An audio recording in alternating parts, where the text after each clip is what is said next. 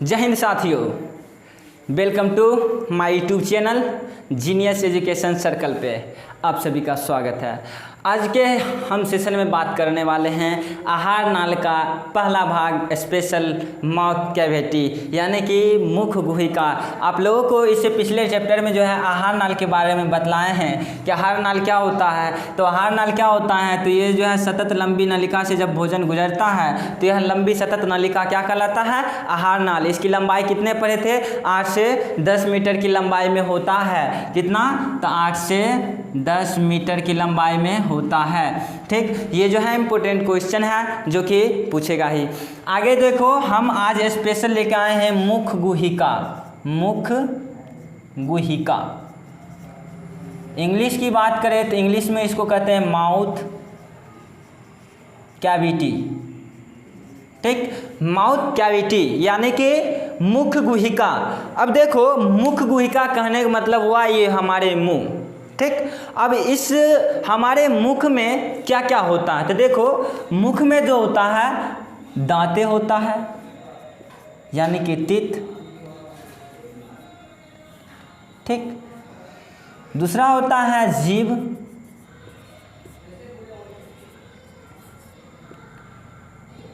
यानी हमारे मुख में जो होता है दांत होता है, जीभ होता है। ठीक, तो अब जो हम जानेंगे कि दांत, स्पेशल दांत पहले जानते हैं कि देखो मुख गुहिका में क्या होता है। जब हम भोजन करते हैं तो भोजन तो छोटा नहीं होता है, छोटा छोटा टुकड़ा नहीं होता है। जैसे कि आप रोटी खाए, चावल खाए, दाल खाए। ठीक, तो ये सब क्या होता है, एक बड़ा सा कण होता है और वो कण सीधे से अगर हम निकल जाते हैं तो शरीर का जो पाचक ग्रंथि है, जैसे अमाशय हो गया, ये सब में जो भोजन का पाचन होगा तो इसको कठिनाई होगा। ठीक, कठिनाई होगा पचाने में। इसलिए क्या करता है, पहले मुख में भोजन को बहुत अच्छी तरह से उसको क्या करता है, तोड़ा जाता है। तोड़ कर उसको मुलायम बनाया जाता है, सॉफ्ट बनाया जाता है और निगलने में क्या होता है, आसानी होता है। तो दांत जो होता है वो दांत का काम क्या है, तो भोजन को तोड़ना, उसको पीसना, चबाना। ठीक, अब दांत जो होता है यानी टीथ जो होता है 4 प्रकार के होते हैं। यानी कि दांत जो होता है मुख गुहिका में 4 प्रकार का होता है। और कौन कौन है, तो देखो 4 हम लिख देते हैं। रदनक, क्या होता है, रदनक। दूसरा होता है कृंतक। तीसरा होता है अग्रचवर्णक। और चौथा आता है चवर्णक। इंग्लिश की बात करें तो इसका हो जाएगा रदनक का कैनाइन, कृंतक हो जाएगा इंसाइजर, अग्रचवर्णक हो जाएगा प्रीमोलर और चवर्णक हो जाएगा मोलर। ठीक ठीक, तो अब हम ये 4 तरह के दांत जान गए कि कैनाइन, इंसाइजर, प्रीमोलर, मोलर। अब इस सब का काम क्या है, तो कैनाइन का काम होता है काटना। ठीक, जो कैनाइन का काम होता है काटना। जब आप गन्ना खाते हैं या कोई चीज़ को खाते हैं तो यहाँ पे रख के तोड़ते हैं पहले। ठीक, दांतों से दबाते हैं जोर से, उसको तोड़ते हैं, काटते हैं। तो काटना किसका काम हो गया, रदनक। यानी कि कैनाइन जो होता है वो क्या करता है, काटने का काम करता है। आगे से जो पहले वाले दांत हैं उसको बोलते हैं कैनाइन। ठीक, रदनक। और ये जो होता है क्या करता है, काटने का काम करता है। कृंतक, कृंतक क्या करता है, कृंतक जो होता है काटने का काम करता है। कृंतक जो होता है काटने का काम करता है और ये फाड़ने का काम करता है। क्या करता है, फाड़ने का।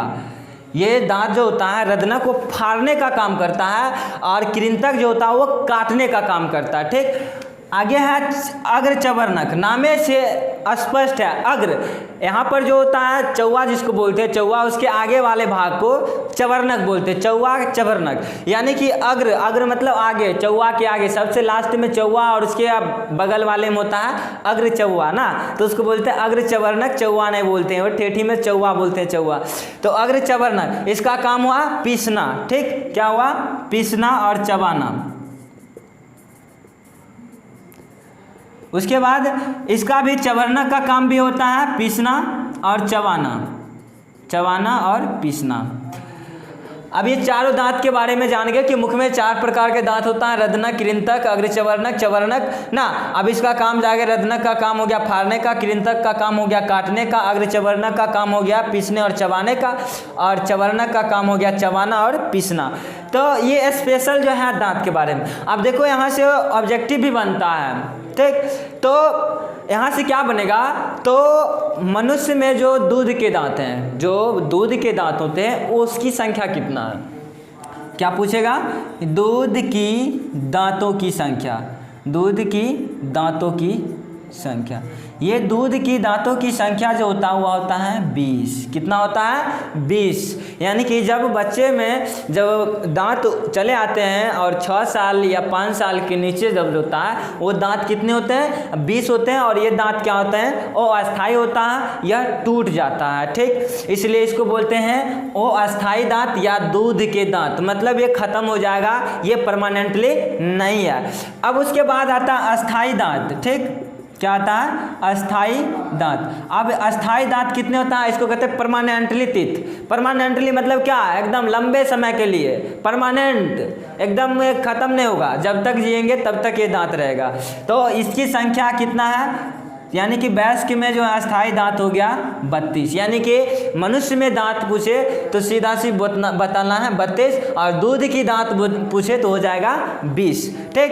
अब जो होता है यहाँ से ऑब्जेक्टिव बनता है कि दांतों का सबसे ऊपरी परत क्या कहलाता है, दांत का जो मजबूत परत है वो क्या कहलाता है, तो होता है इनामेल। क्या होता है, इनामेल।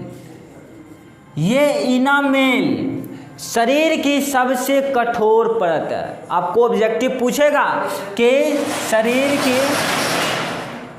की सबसे कठोर परत क्या है, तो सबसे कठोर परत है इनामेल। क्या है, इनामेल। अब ये इनामेल बने किसके होता है, तो ये बना होता है कैल्शियम और एनेमेलिन नामक प्रोटीन का। किसकी बनी होती है, तो आपसे क्वेश्चन जरूर ही पूछेगा कि क्या जो होता है इनामेल परत किसकी बनी होता है, तो ये बना होता है कैल्शियम और एनेमेलिन नामक प्रोटीन की। और आपको पूछेगा कि शरीर में सबसे कठोर परत क्या है, तो यह है इनामेल परत, ठीक। उसके बाद पूछेगा दूधों की दांत की संख्या कितना, 20। अस्थाई दांत की संख्या कितना, 32।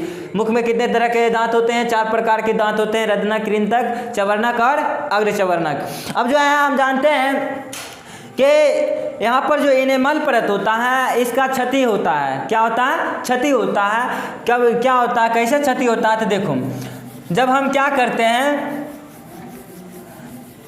जब हम मीठे चीज़ खाते हैं, क्या चीज़, मीठे चीज़ खाते हैं या शर्करा युक्त भोजन करते हैं, तो क्या होता है, हमारे जो इनामेल परत होता है वो क्षतिग्रस्त होता है, जिसको कहते हैं दंत अस्थि क्षय। क्या कहते हैं, दंत अस्थि क्षय।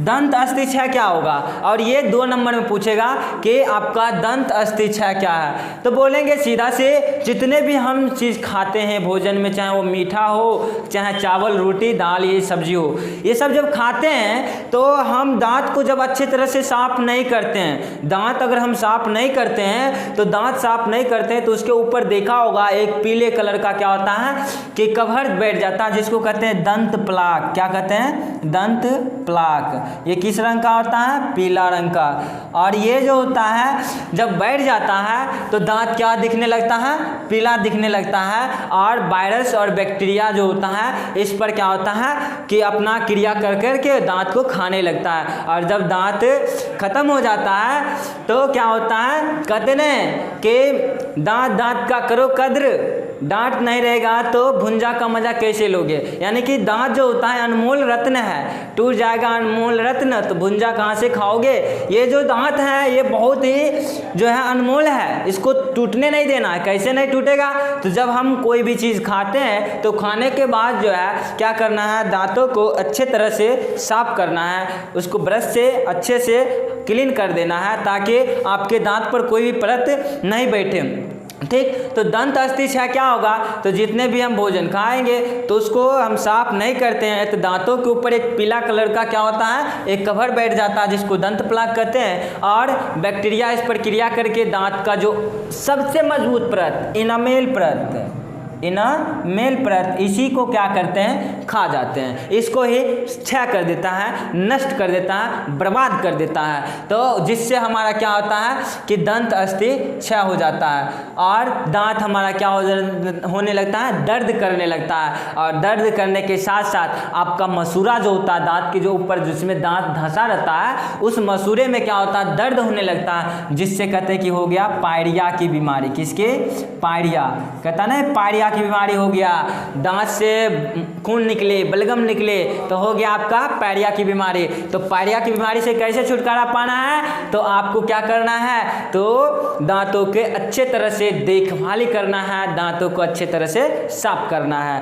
ठीक, तो ये हो गया दंत अस्थि क्षय। अब यहाँ से जो मुंह का पीएच मान, एक पीएच मान होता है, पावर ऑफ हाइड्रोजन होता है, पीएच मान किसका, तो मुंह का, यानी कि मुख का जो पीएच मान होता है वह होता है 5.5। याद कर लेना कि मुंह का पीएच मान कितना होता है, 5.5 होता है, और इससे कम या ज़्यादा होगा तो हमारे जो दांत है वो क्या होने लगता है, क्षय होने लगता है, जिसको हम दंत अस्थि क्षय कहते हैं। ठीक, तो यह हो गया दांत के बारे में, ये हो गया किसके बारे में, दांत के बारे में। अब जो होता है जीभ के बारे में जान लेते हैं, क्या, किसके बारे में, जीभ के बारे में। अब जीभ क्या होता है, तो जीभ जो होता है खटास या मिठास का जो है अनुभव कराता है, या कोई तीखा चीज़ खा लिए, खाते कहते कि तीखा लग गया, मीठा लगे, बहुत सुंदर है, तो ये कैसे मालूम चलता है, तो हमारे जीभ से चलता है। हमारे मुख में क्या होता है, जीभ होता है, और इस जीभ में क्या होता है,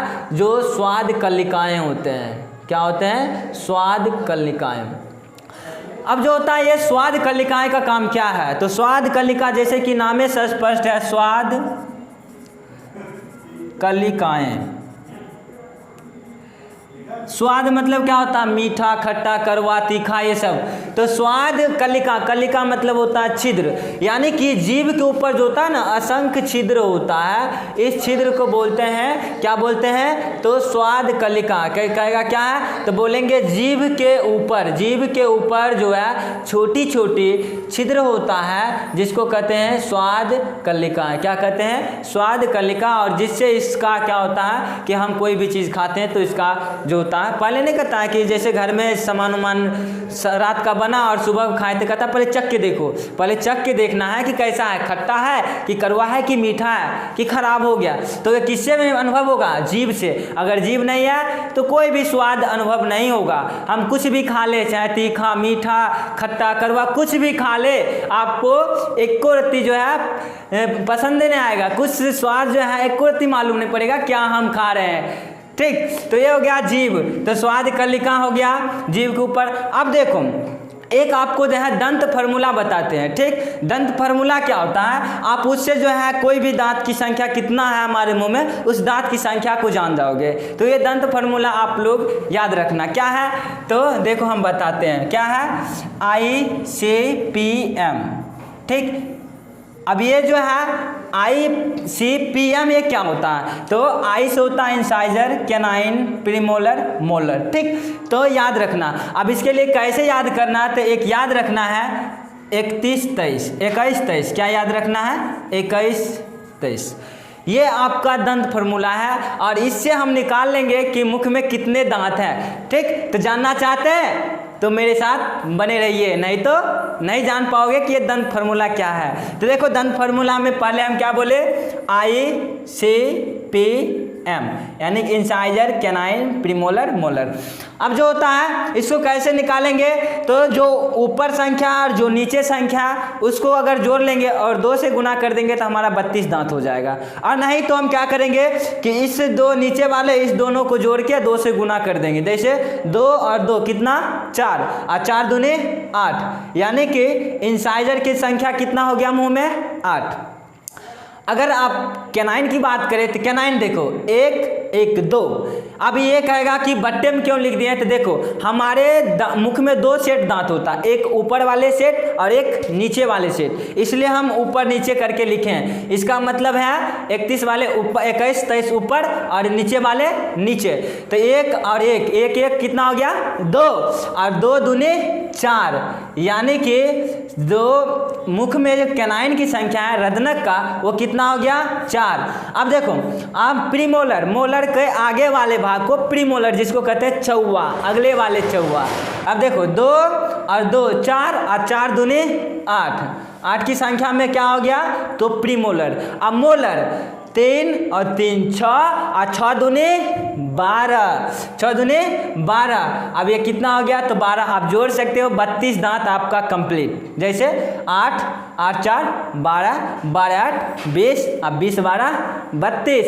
तो ये आपका दंत फार्मूला है ICPM 21 23 बट्टे 21 23। इसको क्या करना, दोनों को जोड़ लेना, 2 से गुना कर देना, 1 1 2 2 दूनी 4 2 2 4 4 दूनी 8 3 3 6 6 दूनी 12। ये जो हो गया आपका दंत फार्मूला। ठीक, तो ये तो हो गया मुख में दांत और जीभ के बारे में। अब जो है मुख में जो होता है ये लाड़ ग्रंथि भी होता है। क्या होता है, लाड़ ग्रंथि। अब ये लाड़ ग्रंथि का काम क्या है, तो लाड़ ग्रंथि जो होता है मुख में 3 जोड़ी होता है। कितने जोड़ी होता है, 3 जोड़ी। ऑब्जेक्टिव याद करना कि मुख में कितने जोड़े लाड़ ग्रंथि होता है, 3 जोड़ी। कितने जोड़े, 3 जोड़े। मेरे चैनल के साथ आप लोग बने रहिए, आप लोगों को बहुत अच्छे से पढ़ाऊंगा। अगर आपको नहीं ये समझ में आ रहा है तो कमेंट करिए। ठीक, कमेंट करिए कि हमको ये वीडियो पसंद नहीं आ रहा है, आप और अच्छे से बतलाए तो और हम कोशिश करेंगे, लेकिन आप भागिए नहीं ना। कहते हैं ना कोशिश करने वाले की कभी हार नहीं होती है, इसलिए कोशिश नहीं करना है। एक चींटी भी क्या करता है, अगर दीवार पे चढ़ता है या कोई रसगुल्ला होता है तो उसको ठेल ठेल के प्रयास करते रहता है कि हम अपने जगह पर ले जाए। इसलिए कोशिश करते रहना है, एकदम मेहनत करते रहना, मेहनत करके हमको पढ़ना है। अगर जब हम मेहनत करते रहेंगे तो उसका फल जरूर मिलेगा। मेहनत का फल कहते हैं ना बहुत मीठा होता है, इसलिए मेहनत करो, मेरे साथ बने रहो और मेहनत करो और पढ़ो मन लगा के। ये मन लगाया नहीं जाता है, हम बार बार कहते हैं मन जो हम लगाते हैं, लगता नहीं है, लगाया जाता है। हम मन लगाएंगे तभी अच्छा होगा। तो चलो अब 3 जोड़ी लाड़ ग्रंथि होता है। कितने जोड़ी, 3 जोड़ी। अब वो 3 जोड़ी क्या है तो देखो, पहला है सबलिंगुअल। क्या होता है, सबलिंगुअल। उसके बाद होता है सबमैंडिबुलर, और तीसरा होता है पैरोटिड। यानी मुख में जो होता है 3 जोड़ी लाड़ ग्रंथि होता है, और वो लाड़ ग्रंथि कितना हो गया, 3 जोड़ी कहने का मतलब कितना 6। अब 6 कहाँ रहेगा, तो जो 2 रहता है हमारे जीभ के नीचे, ठीक, 2 रहता है कान के बगल में, और 2 जो होता है जीभ के साइड के ही रहता है, जैसे कि जीभ में रहता है, यानी कि 3 जोड़ी करने का मतलब 6। क्या आता है, सबलिंगुअल, सबमैंडिबुलर, पैरोटिड ग्रंथि। ये 6 ग्रंथि जो होता है इससे लार निकलता है, और जो भोजन को मुलायम करता है, ताकि जब क्या होगा भोजन अंदर जाए तो ये ग्रास नली में फंसे नहीं तो अभी क्या होता है कि हम अचानक से धूप में आते हैं और पानी पी लेते हैं, एकाएक लगता है कि हमारा गला फट जाएगा। ये क्यों होता है, तो हमारे गला फटने, यहाँ पर फटने जैसी जो लगता है उसका कारण है, रीजन है। क्या है, तो हम जब धूप में जाते हैं तो धूप से आते तो हमारा कंठ जो होता है ना ये सूख जाता है, और जो हमारी ये पाइप है, ये पाइप जो ग्रास नली है वो सट जाता है, सिकुड़ जाता है। यानी सिकरेगा तो द्वार क्या हो जाएगा, छोटा हो जाएगा, पतला हो जाएगा। और अचानक हम पानी डालेंगे तो क्या करेगा, मारेगा प्रेशर जोर से, तो लगेगा कि हमारा फट रहा है। इसलिए पानी पीने से पहले आप पहले थोड़ा सा पानी पीजिए, फिर अगर जब ये भीग जाएगा पाइप और फिर तब पानी पिए तो आपको कुछ नहीं होगा। ठीक, तो ये जो होता है लाड़ ग्रंथि का काम क्या है, तो लाड़ ग्रंथि का काम है भोजन को मुलायम बनाना, उसको अच्छे तरह से चिपचिपा बना देना, लसलसा बना देना, ताकि वो भोजन आसानी से शरीर के अंदर चला जाए, दिक्कत नहीं हो।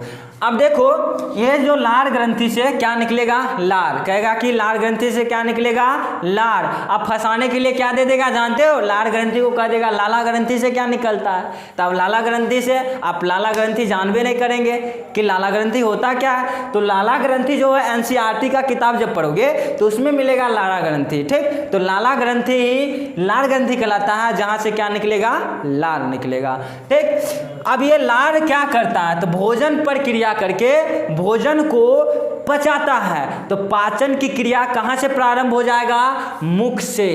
आपको ऑब्जेक्टिव पूछेगा कि पाचन की क्रिया कहां से प्रारंभ होती है, तो पाचन की क्रिया कहां से प्रारंभ होगा, मुख से। अब मुख से क्यों, तो मुख में दांत है, दांत तोड़ दिया ना, जीभ स्वाद का पहचान लिया, लार ग्रंथि से लार निकलेगा, उसको क्या बना दिया, लसलसा। और यहाँ पर एक क्वेश्चन आपको हम पूछते हैं, क्या, तो जब हम रोटी या चावल खाते हैं और उसको अधिक देर तक चबाते हैं तो वो मीठा लगता है, कैसा लगता है, मीठा। अब कहेगा क्यों, ये मीठा क्यों लगेगा, हम तो खाते हैं चावल रोटी और ये मीठा क्यों लगेगा। तो आप अनुभव करना, और नहीं किया है तो आज करना, रोटी या चावल खा के करना, आप अधिक समय तक उसको चबाना और चबाने के बाद आपको मीठा लगेगा। इसका कारण है, रीजन है, क्या कारण है, तो देखो ये लार ग्रंथि से एक लार निकलता है जिसको बोलते हैं टाइलिन। क्या कहते हैं, टाइलिन। कौन सा लार, टाइलिन। कहेगा कि मुख में जो लार ग्रंथि है उससे क्या निकलेगा, टाइलिन। अब वो टाइलिन का काम क्या है, तो जैसे ही हम शर्करा युक्त या स्टार्च या मंड जैसे कहने का मतलब है चावल खाओ या आलू खाओ या रोटी खाओ, ये सब स्टार्च है। तो स्टार्च पर ये क्रिया करके ये टाइलिन क्या करता है, इसको जो है माल्टोज में बदल देता है।